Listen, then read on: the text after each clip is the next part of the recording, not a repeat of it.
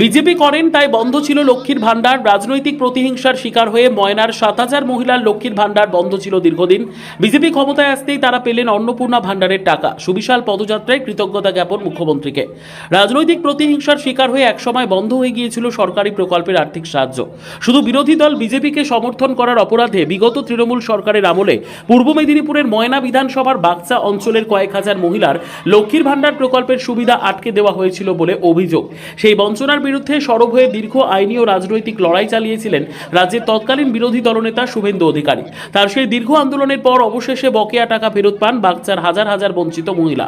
আর এবার রাজ্যে রাজনৈতিক পট পরিবর্তনের পর বর্তমান সরকারের প্রকল্প অন্নপূর্ণা ভান্ডারের সুবিধা ঘরে ঘরে পৌঁছতেই খুশির হাওয়া গোটা ময়না জুড়ে।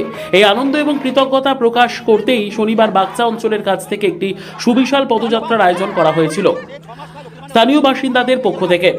এই পদযাত্রায় উপস্থিত ছিলেন ময়নার বিধায়ক তথা বর্তমান রাজ্য সরকারের মন্ত্রী অশোক দিন্দা। অন্নপূর্ণা ভান্ডারের সুবিধা পাওয়ায় এদিন কাতারে কাতারে উৎসাহিত মহিলা ও স্থানীয় মানুষ এই মিছিলে পা মেলান। এদিনের কর্মসূচিতে অংশ নিয়ে মন্ত্রী অশোক দিন্দা বিগত সরকারের তীব্র সমালোচনা করে বলেন, বিগত তৃণমূল সরকার রাজনীতির রং দেখে সরকারি প্রকল্পের সুবিধা বন্টন করত। বিজেপি করার অপরাধে বাগচার মা বোনেদের লক্ষ্মীর ভান্ডার বন্ধ করে দেওয়া হয়েছিল, যা ছিল চরম অমানবিক।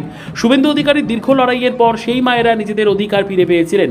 আর আজ আমাদের সরকার কোনো ভেদাভেদ না করে সমস্ত যোগ্য মহিলার হাতে অন্নপূর্ণা ভান্ডারের সুবিধা তুলে দিচ্ছে। এখন 1 মাস পাইনি, 2 মাস পেয়েছি।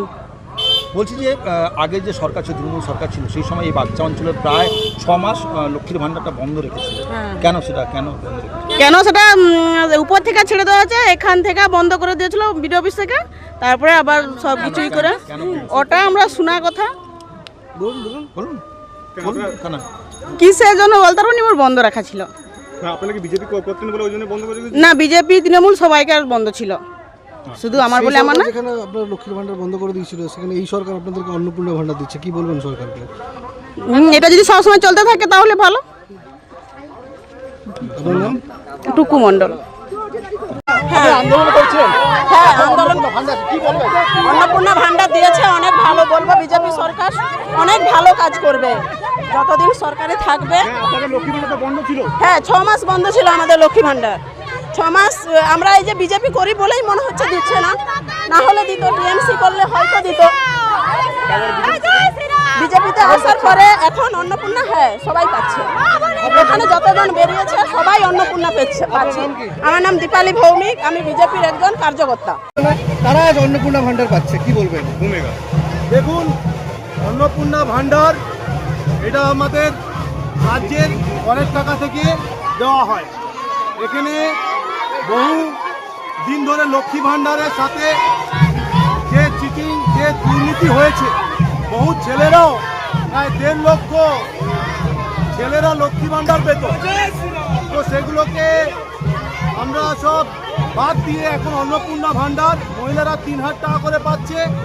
কোনো রাজনীতিকরণ হচ্ছে না। পশ্চিমবাংলার মহিলারা সবাই এই অন্নপূর্ণা ভান্ডারের এই মহান একটা প্রকল্পের আন্ডারে তারা নথিভুক্ত হয়েছে। বলছি, বাগচা অঞ্চলে বেশ কিছুদিন লক্ষ্মীর ভান্ডার বন্ধ রাখা হয়েছিল। এটা মানে আগামী আমরা এটা নিয়ে মিছিল করেছি, ডেপুটেশন দিয়েছি, আমরা এটা নিয়ে হাইকোর্ট করেছি এবং হাইকোর্ট থেকে জিতে সেখান থেকে হাইকোর্টের রায়ে আগের সরকারকে লক্ষ্মী ভান্ডার দিতে বাধ্য করেছিলাম। শুধু এখানে ভোটের আগে প্রায় বহু বছর ধরে লক্ষ্মী ভান্ডারকে বন্ধ রেখেছিল শুধু বিজেপি করার অপরাধ। বলছি